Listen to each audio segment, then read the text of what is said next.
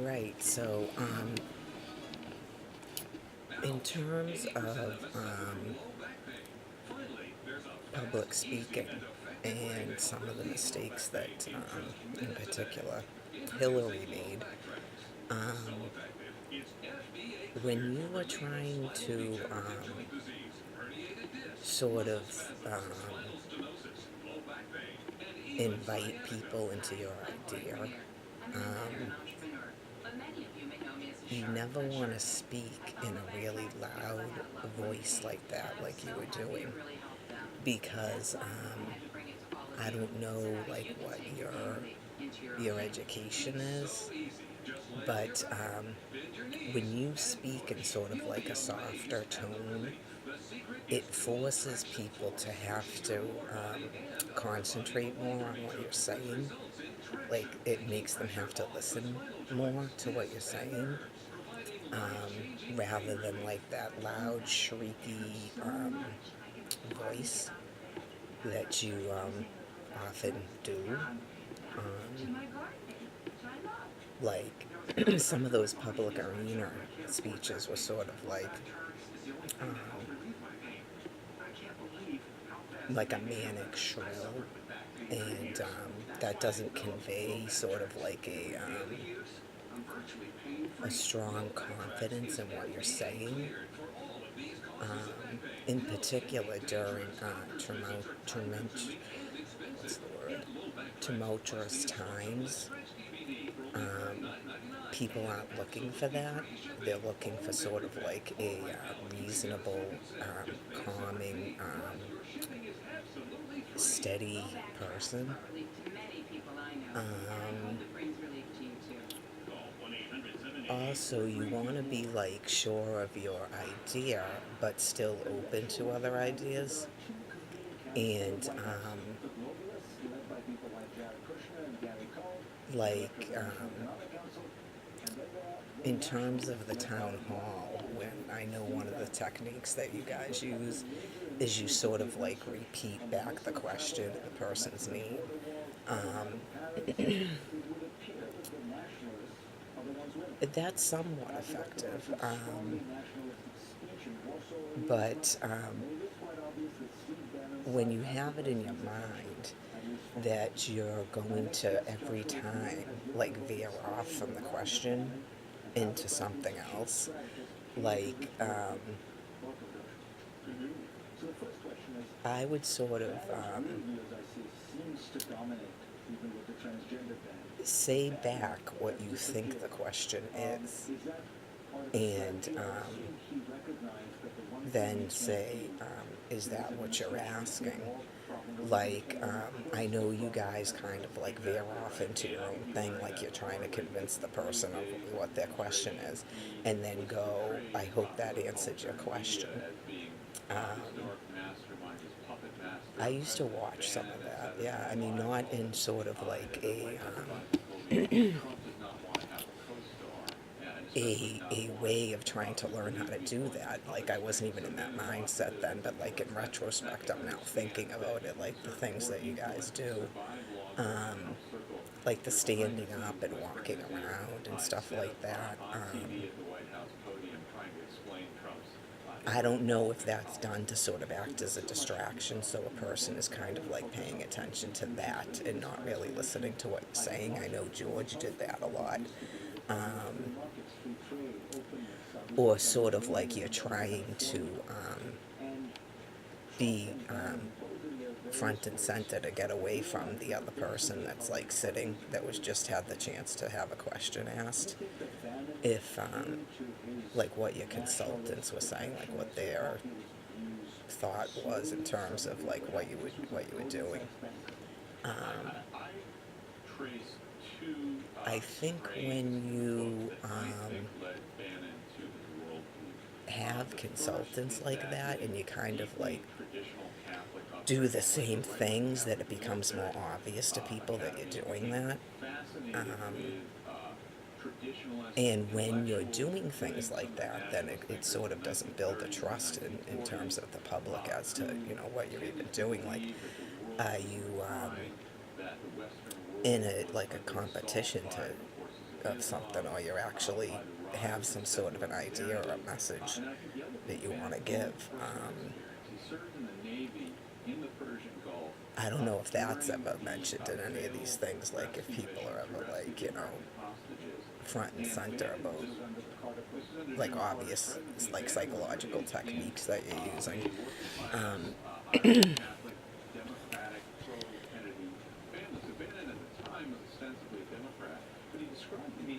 Also, sort of like trying to turn the presidency into like you're the Congress and not the head of the military. Like, if you were going to run, you could say that you wanted to put more responsibility into the hands of the military.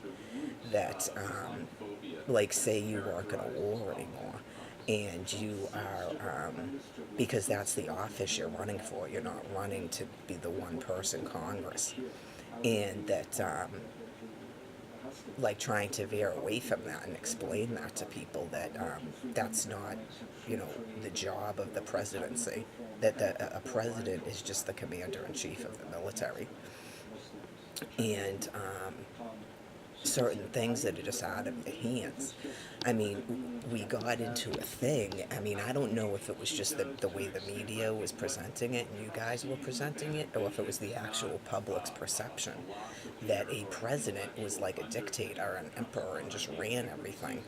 Um, like not want you like if your idea was that you didn't want to seem incompetent, or you weren't going to do anything, and you were sort of like distracting the public from the actual lawmakers and what they were doing. I mean, there seemed to be a lot of that going on, where you were like characters that were helping 400 people run some sort of like underground government, and that you were like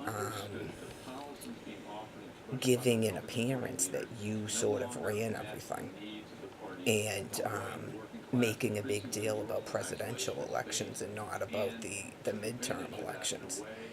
Um, the thing about the primaries, um, like, did any of you ever suggest to, in the public view that there not be any primaries, or that they're all held on the same day?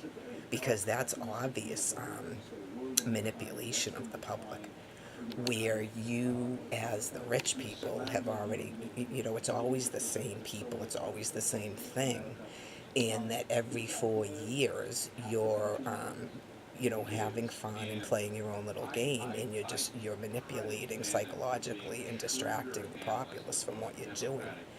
And you run all these primaries, and you run them on different days, because you've already decided who this character is going to be, and that you're now convincing the populace that that's who they chose, when you know that's not who they chose.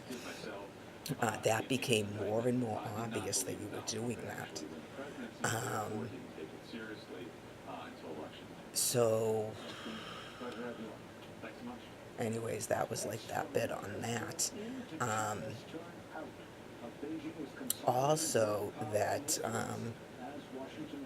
is the populace really supposed to elect who the commander of the military is? Or would the military decide who is their commander in chief? Um, in terms of how that began, um, like, did the public have to be sort of convinced that there was a need for a military in the first place? And then you sort of like explain why you have this new tax now, because you have to pay these people to pretty much be enforcers and protectors. And Like, did then the public decide who that person, who's that leader is going to be? Because it would make more sense to me that the military would decide who that person's going to be and not the populace. Because if you, like, are you considering your military its own sort of entity, or are you, is that something that the populace controls? And if the populace were to control it, then would not the populace decide if the military is going to take action in any incident or any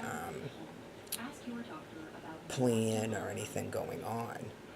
Um,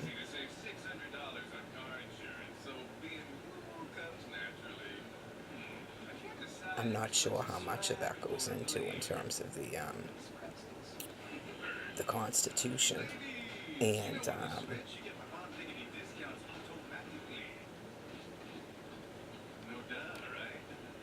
I would think if it's being run by the people, then the people would even decide if there was gonna be a military.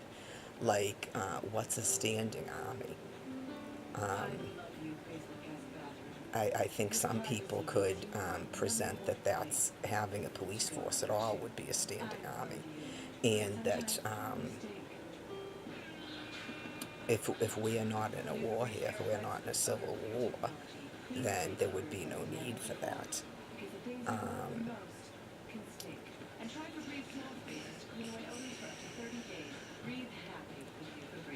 um, Also, if you didn't tax the land, then you would have no way to still be controlling that land. And that pretty much ended the actual government that was set up here when that tax was enacted. Um, like at that point, you pretty much used the military to take away the presented freedoms that people were going to have by migrating here and living here. Um, like if the entire concept was land ownership and being able to have your own farm and not be like serfs or indentured servants, that once you instilled a land tax, that ended that. Um,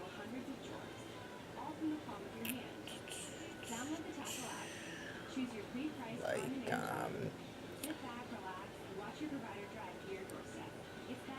was there a vote on that? I'm sure that's probably in the record if the people voted if they wanted to have a land tax or not. Um, Closed captioning brought to you by OnlyMeso.com. Mesothelioma. It's all we do. With 7 offices across the country. Let us come meet with you. Call us at 1-800-213. Sort of tried to explain this to someone one day about how no one actually owns a home or owns land here because of the land tax. That it's sort of like you're leasing, that you're being lied to, and you're falling into this I don't know if Ponzi scheme is really it, that just popped in, but I don't know if that's really the proper term, but you're buying into sort of a lie where you are investing these funds, okay, to have a piece of land. Maybe there's a structure on it, but then you're continually still paying, even if you paid off some sort of a mortgage, you're still perpetually paying, and that at any time that can be taken away from you. That's not ownership. That's a lease. Um, and if the land tax was instilled to have a military, okay, if you're not in a war, then why would you still have a military? At that time, then the land tax should have been lifted, and there shouldn't be a land tax anymore.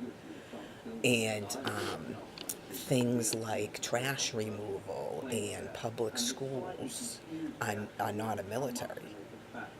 So,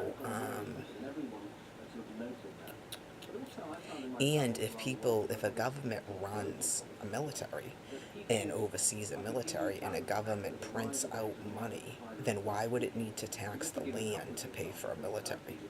Like, none of it makes any sense. Once you begin a commerce and your printer started printing out the commerce, why would the commerce then need to come from the people that are sitting on the land?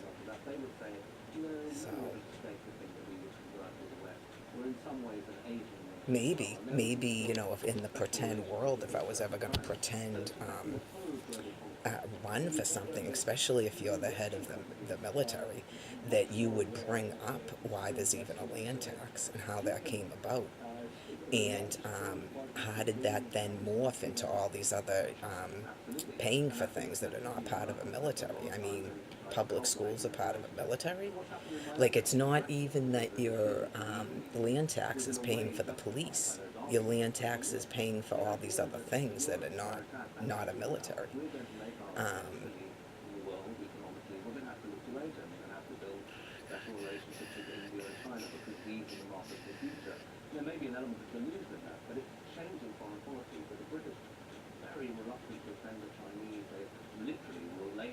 oh yeah, the representative thing too. Um, I think a lot of people really do not realize, like even the word representative, it's like, um,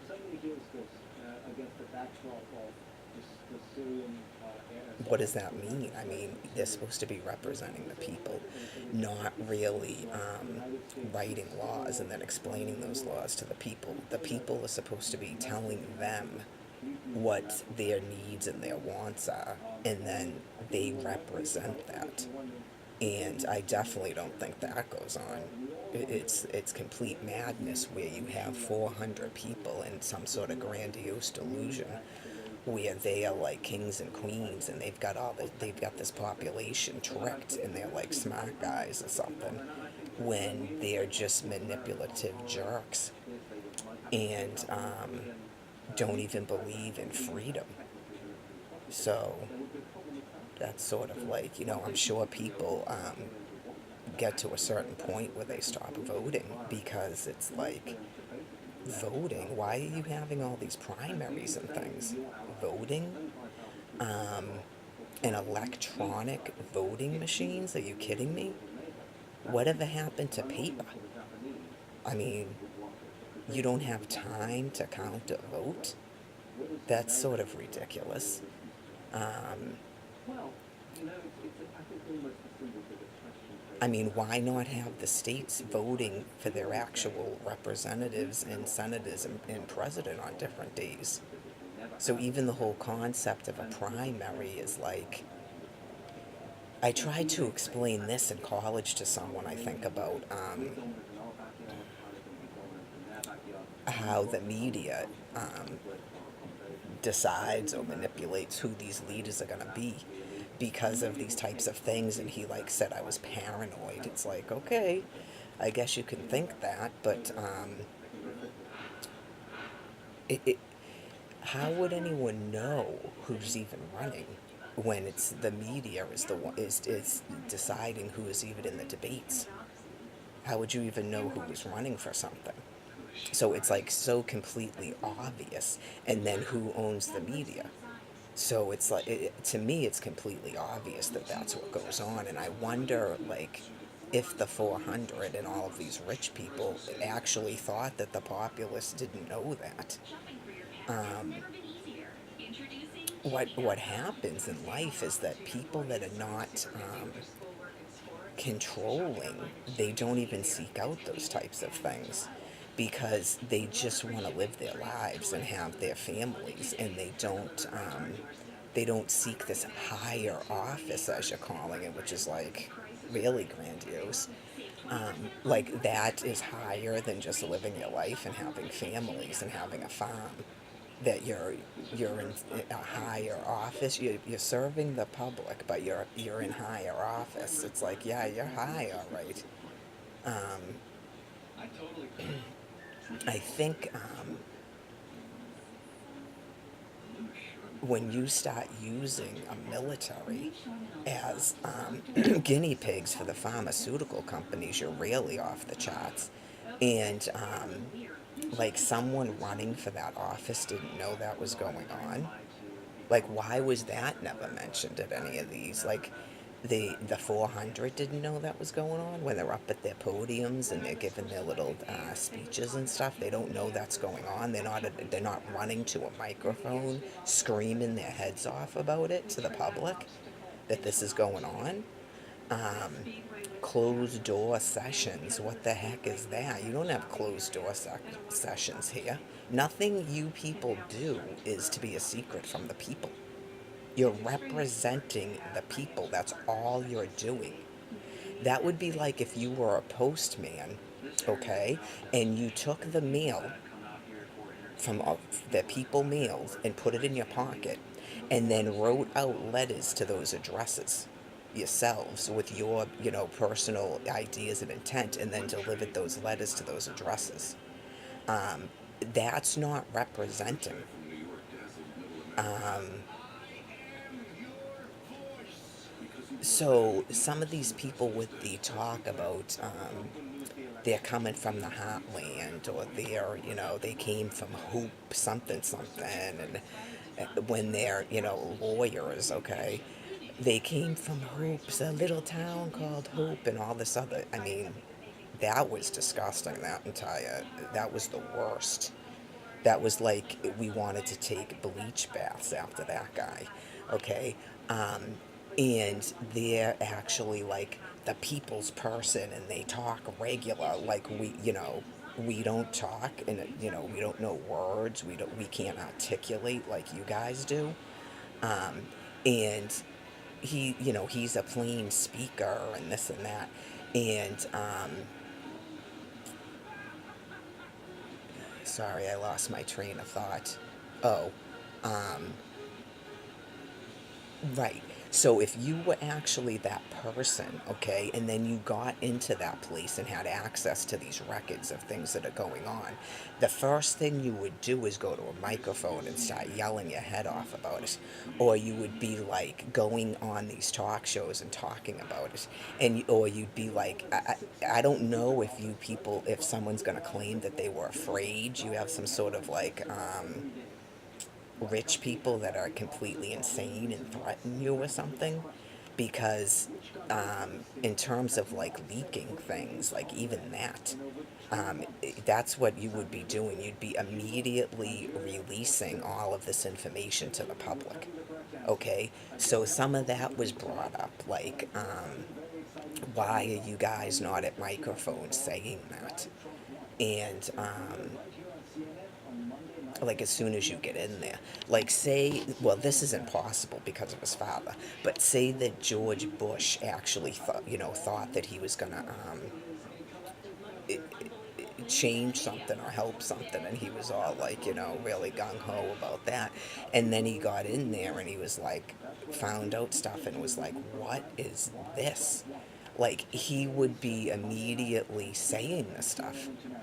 I mean, at least once, because they're not going to know you're going to do it, and then you at least once go out there and you just start saying it. I think that we did, it seemed like we were sort of getting some of that from Barack. And then Fox News was like cutting him off as soon as he started talking about climate change.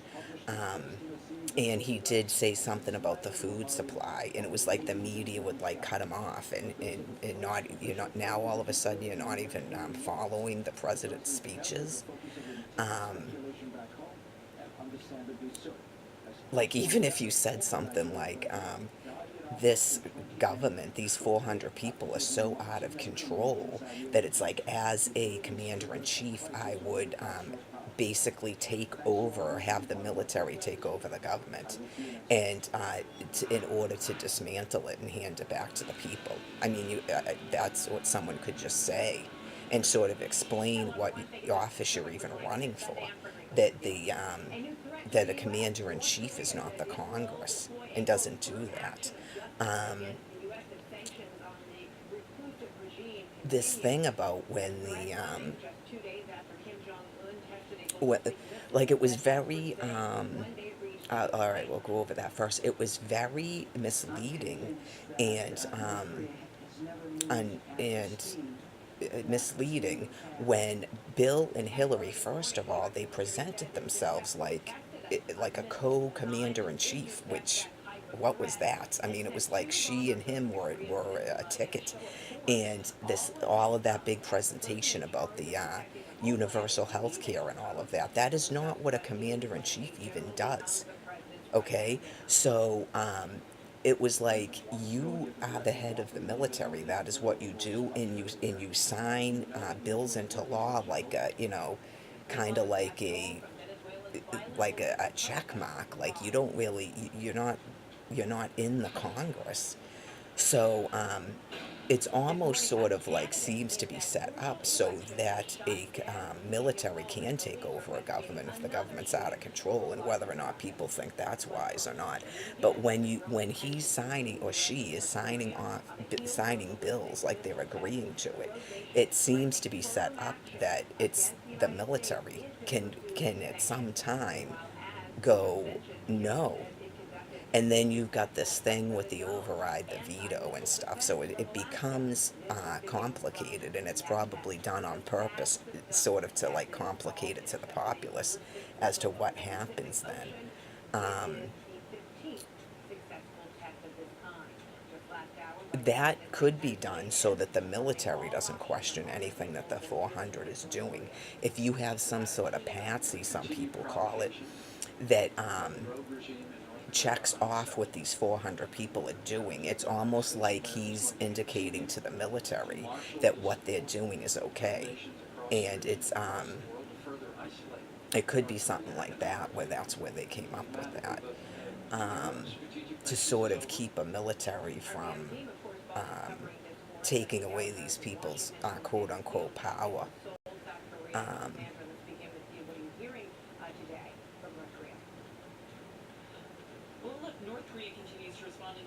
I think that was it because I went over the Hillary, the Bill and Hillary thing.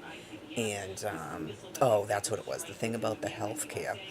When all of a sudden there's like lawsuits, okay, about this health care. Okay.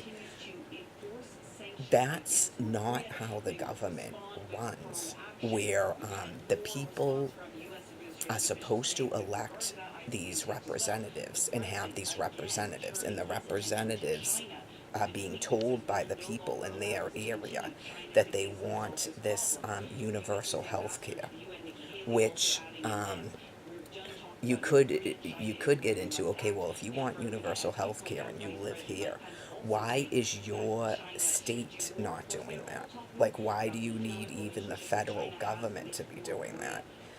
um, and so go back into your delusion where the federal government just, does everything. You don't have it. You don't even have a state government. You don't have representatives in a Congress. You don't have a Congress in your own state. Like everything is going to go to this federal government, okay? Um, so say you're doing that, and the people say they want this universal health care. Then that person goes to Washington and goes, look, they want universal health care in this area. So that's my vote because the majority there said they wanted it. Um, then you have lawyers suing to not have that. That you can't have that. That's not what a lawyer's job is. A lawyer does not write law. Okay, a lawyer is a court case. So it became so ridiculous. Like you're taking a written law, okay, and now you're suing that. Like you have lawyers that are trying to override presumably what the people said they wanted. And then that's going to the Supreme Court, and nine people that are not elected by the people are deciding that. Like now you have nine unelected people deciding written law here. And it was like, I don't know, like maybe some people were so far out of it already where they just were like, yeah, I mean, it's all crazy where they just don't even comment it anymore. But that in itself, it's like these things should really indicate that you don't have this quote unquote freedom that you think you have. You have no voice. When you have 9 unelected judges writing all of your laws, you don't have a voice anymore. You're not being represented. So, I mean, and then right, you've got the military that's swearing to Almighty God that they're going to protect and defend the U.S. Constitution. So it becomes sort of like, are they the defenders of the U.S. Constitution? Because then, if you've got 400 people that are clearly violating the U.S. Constitution, okay, what would they do? So it's sort of like one could present that it's set up so that when people become out of control like that and they're not following the Constitution, that they can thus step in and take it over. And that actually protects the people's constitutional rights.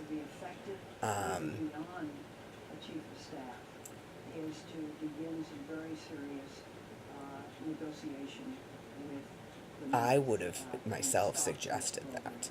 As long as your military, okay, it has been sort of debriefed, as they call it, or deprogrammed, and can actually explain to you what the Constitution is and what their actual job is that they were trained and so on to do. And they understand that the Patriot Act is not something that's actually constitutional. And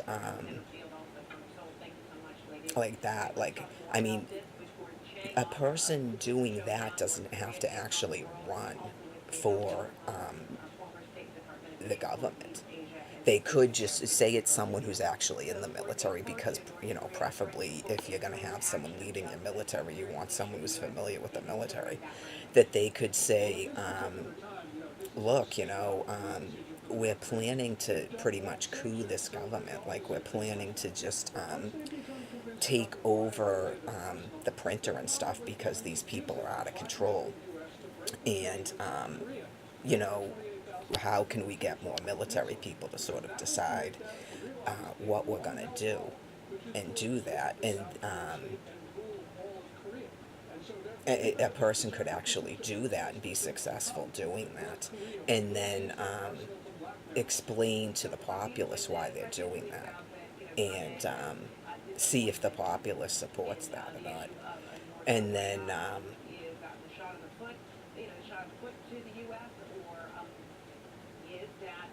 I mean, life, liberty, and the pursuit of happiness. I would concentrate on that. That all men are created equal. Because if you're protecting and defending that, then that's what you're protecting and defending.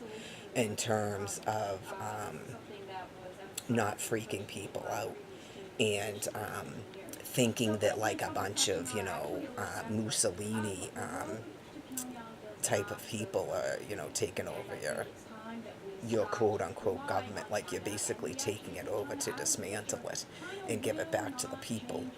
And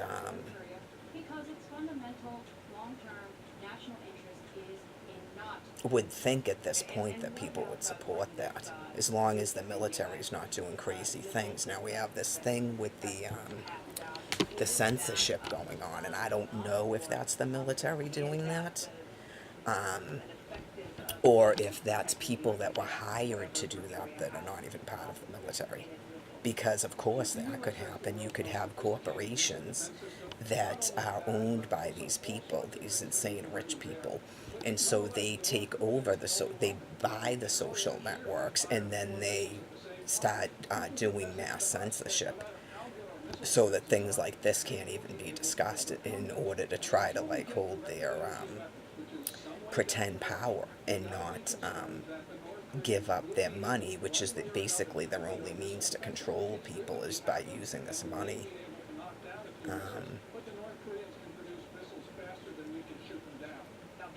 I don't think most people like war. So I think explaining how, there's not going to be any more wars and that like basically a military would be making sure that there's a food supply and some of these other things that people have gone over in terms of dealing with actual problems. Like you have to sort of explain what actual problems are and what actual problems are not. And food, water, clothing, and structures. If you're not able to, live in a tent in a wilderness, those are your basic needs. And these other things are sort of, not needs. They're just things that we were convinced were needs to keep a pretend government and economy running. And freedom would mean that people would still be able to do things, but they just could not do that under a U.S. commerce because there wouldn't be that anymore. There would be no, you couldn't have a commerce anymore at that point.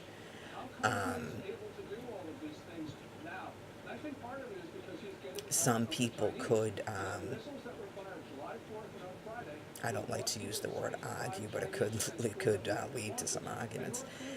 Some people could present or propose that some portion of the population is so brain impaired or so irrational that if you took away the commerce, that there would be anarchy and chaos, and that could result in some sort of a violent situation or some sort of a quote-unquote civil war. But I think that you would have to explain that to the population, why you took over a government and took away these insane rich people's power and took over a printer but did not shut it off. That doing things in secret is never going to be popular with the population because it indicates that you would do other things in secret and that you think that you are sort of smarter than the people that you're trying to free, which is could be construed as actually contradictory to thinking that everyone's equal and that everyone should be free and free to do what they want. So when you're doing things, I think that you need to explain what you're doing and why you're doing it, and not be sort of like afraid that like the population's gonna kill you, or whatever it is, wherever that fear is coming from, that you're not explaining what you're doing and why you're doing it. The population, from my opinion, from what I've seen, at least a portion of it, is still clearly sort of afraid to be on their own. Like they want someone or someones to sort of like, let them know that the sky's not going to fall and that they're going to be all right. And like if they say that they don't want to present solutions and ideas to people, like when asked, can you write up like a new constitution, what it is, write on a sheet of paper what you want in terms of if you want another government, if you want certain laws, okay, and then present that to people. That's how things like that happen. Like, back in the day when they even formed this government and they wrote, the Bill of Rights and the Declaration of Independence, that's how that was done. It's not like some VIP people just, have always sort of run the world.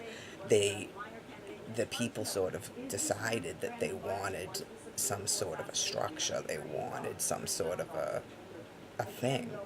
So I think if you can get people to state exactly what they want, and then discuss sort of like how that would come to be. Like, say someone is saying that they want everyone to have health care, okay? Um, then it's sort of like in the video, okay, what are you meaning by health care?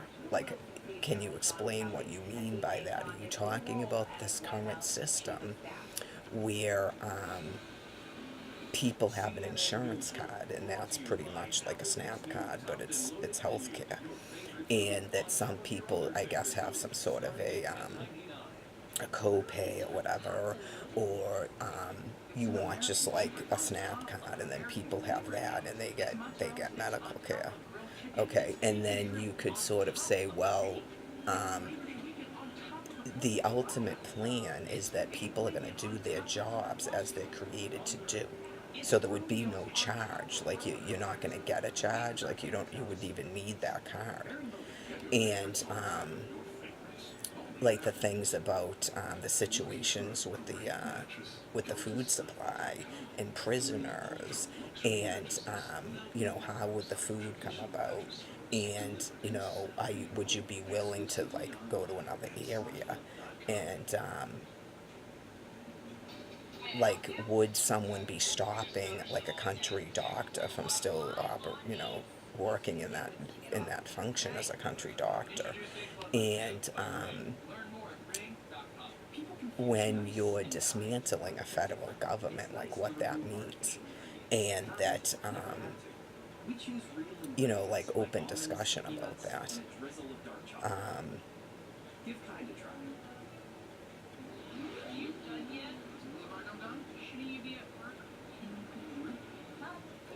you could sort of ask the population if they're trusting in a military, and they just sort of want them to deal with this stuff or not.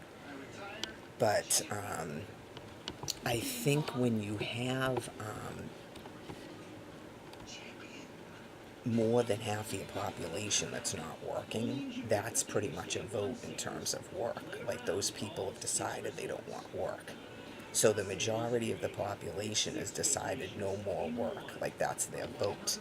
Then it becomes okay, so how is anything going to function here when a population clearly voted to end work? Um, And then I guess if the new sort of topic is healthcare and people are concerned about that, then people present ideas about, the healthcare, and and go from there. And then, maybe someone will present another thing that they have a concern about, and then that can be discussed.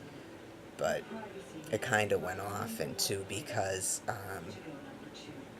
for me, it's like ultimately just complete freedom where there isn't even that going on. But I do understand certain, like, technical issues with certain things in terms of people sort of like, well, how are we even going to function here, and that type of thing. And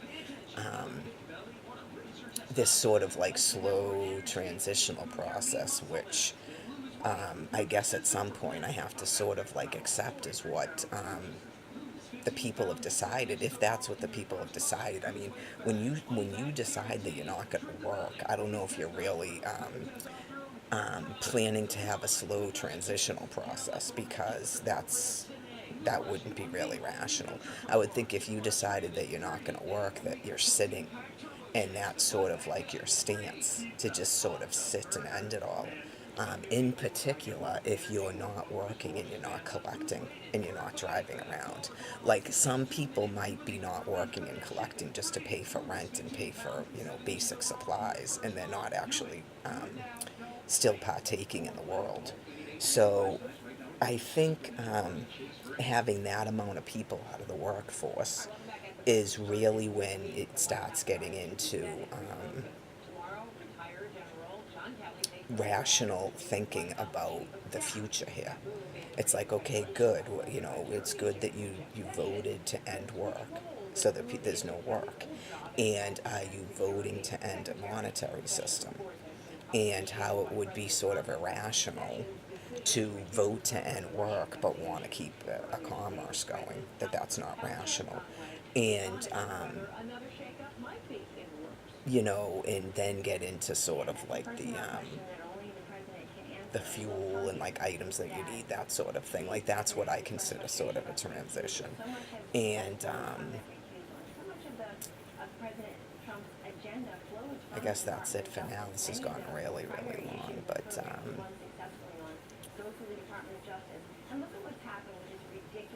no, I know that I'm not supposed to be doing that. I'm just sort of like um, I guess sort of free thought in terms of what maybe could be going on and what some of the thought processes are.